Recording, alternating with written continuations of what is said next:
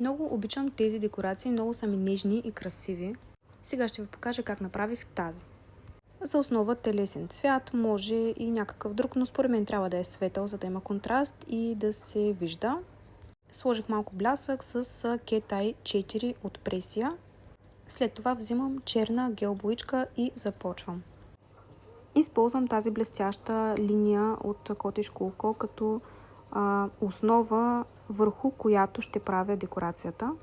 От тук там започвам с завъртулките, като техниката е с натиск при върха на четката и след това бавно и постепенно се отнема този натиск и се вдига.